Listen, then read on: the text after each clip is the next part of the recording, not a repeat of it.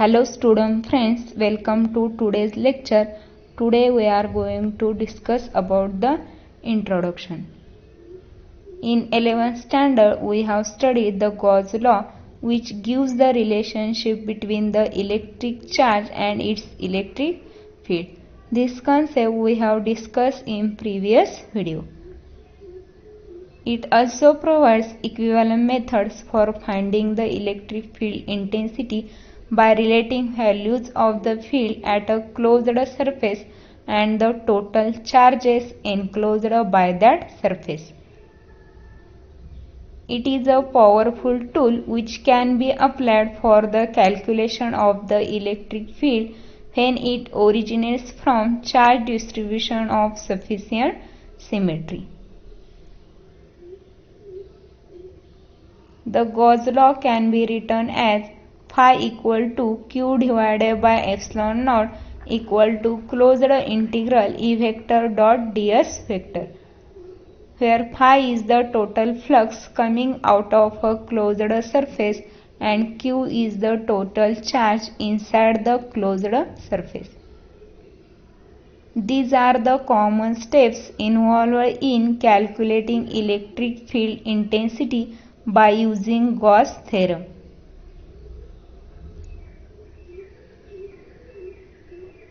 Let us see the applications of Gauss law. In this section, we shall see how to obtain the electric field intensity for some symmetric charge configurations with the help of some examples. There are three applications of Gauss law. First is the electric field intensity due to uniformly charged spherical shell or hollow sphere. Second application is the electric field intensity due to an infinitely long straight charged wire. And third one is the electric field due to a charged infinite plane sheet.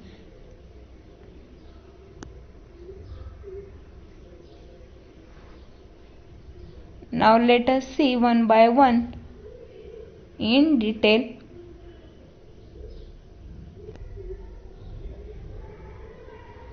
Let us see the first application is the electric field intensity due to uniformly charged spherical shell or hollow sphere.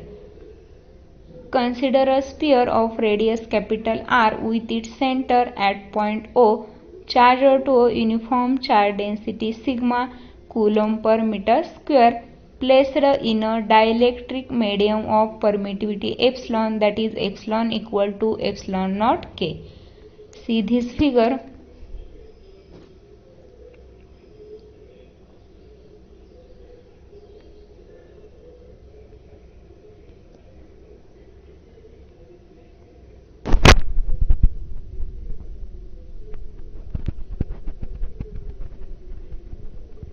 Consider a sphere of radius R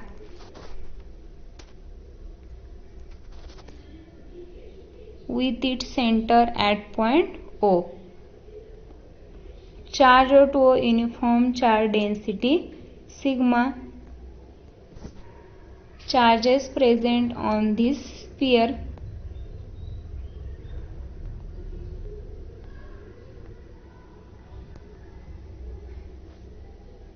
we know that the surface charge density sigma equal to q divided by A, that is charge per unit area. Therefore q is equal to sigma into A, but A is the area of the sphere equal to 4 pi r square. Total charge on the sphere q is equal to sigma into 4 pi r square. By Gauss theorem, the net flux through a closed surface phi equal to q divided by epsilon naught. So let us consider this is the equation number 8.1.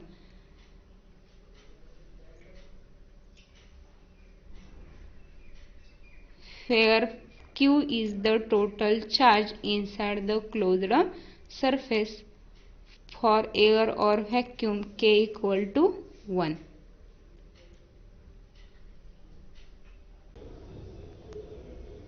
To find the electric field intensity at a point P, at a distance small r from the center of the charged sphere.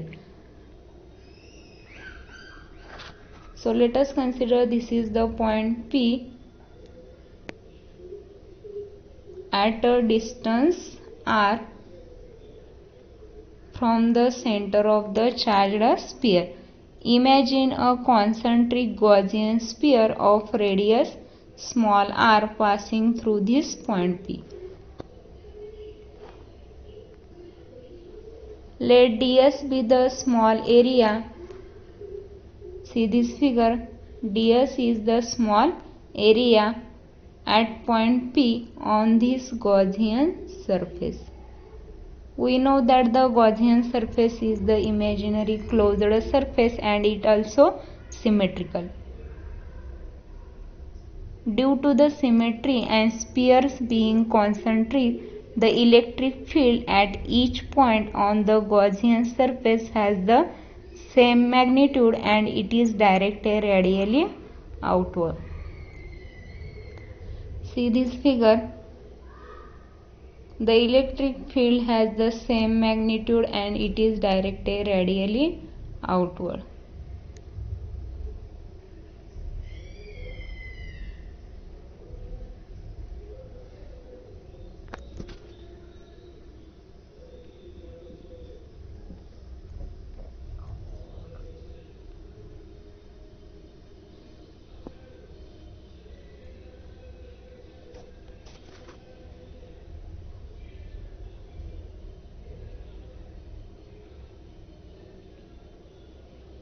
Also, the angle between the direction of electric field and normal to the surface of the sphere is 0, that is cos theta equal to 1.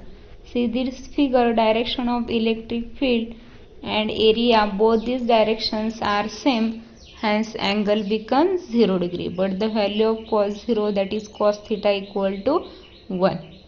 Therefore, d phi equal to E vector dot ds vector.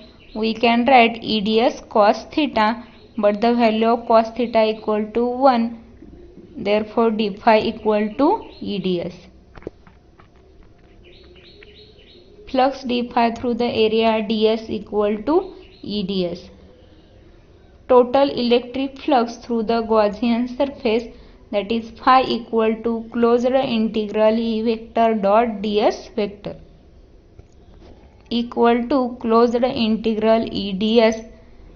But we know that the magnitude of electric field all over the surface at every point in its surface is constant, so we can take out of integration. Therefore, phi equal to E closed integral ds. But closed integral ds equal to total area of the sphere, that is phi equal to E into S. But S equal to 4 pi r square, that is phi equal to E into 4 pi r square. So let us consider this is the equation 8.2.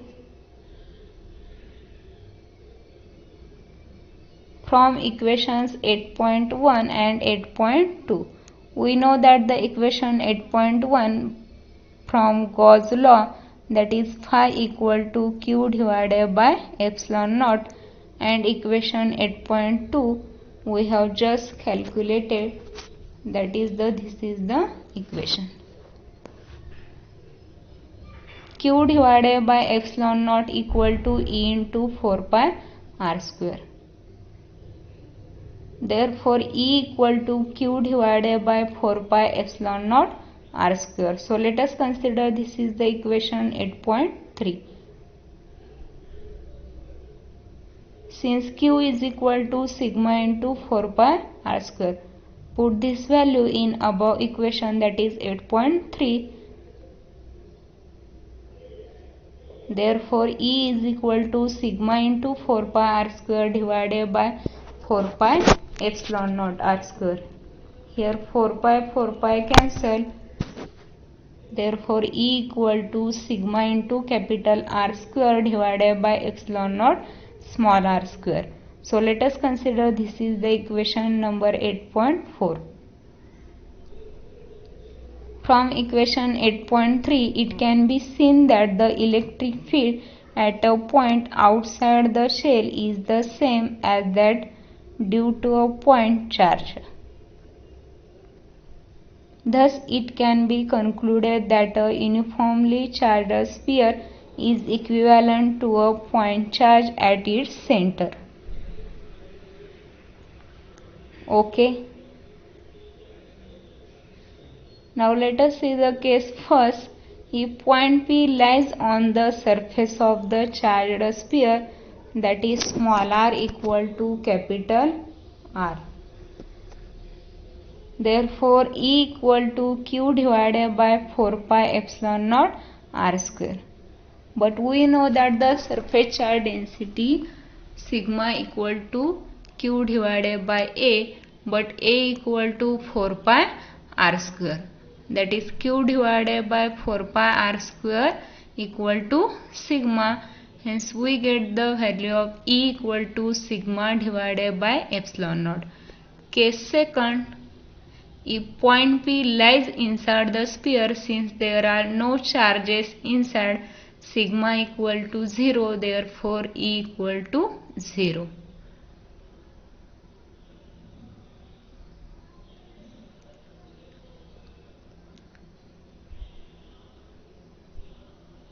Now let us see the solved example. A sphere of radius 10 cm carries a charge of 1 microcoulomb. Calculate the electric field, first at a distance of 30 cm from the center of the sphere, second at the surface of the sphere, and third at a distance of 5 cm from the center of the sphere. Solution is the given Q equal to 1 microcoulomb, that is 1 into 10 raised to minus 6 coulomb. Electric intensity at a distance small r is equal to Q divided by 4 pi epsilon naught R square. For R equal to 30 centimeter, that is 0.3 meter. E equal to, we know that the value of 1 divided by 4 pi epsilon naught equal to 9 into 10 raised to 9 into the value of Q, that is 1 into 10 raised to minus 6 divided by the value of R, 0.3 R square, that is 0.3 square equal to 10 raised to 5 Newton per coulomb. Second, E on the surface of the sphere, capital R equal to 10 centimeter, that is 0.10 meter. E equal to Q divided by 4 pi epsilon naught R square equal to 1 divided by 4 pi epsilon naught equal to 9 into 10 raised to 9, that is E equal to 9 into 10 raised to 9 into the value of Q is the 1 into 10 raised to minus 6 divided by the value of capital R, R square, that is 0.10 square equal to 9 into 10 raised to 5 Newton per coulomb. Third, E at a point 5 cm away from the center, that is inside the sphere, E equal to 0.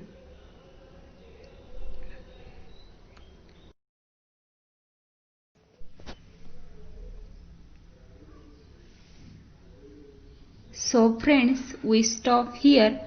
We will discuss the next point in upcoming video.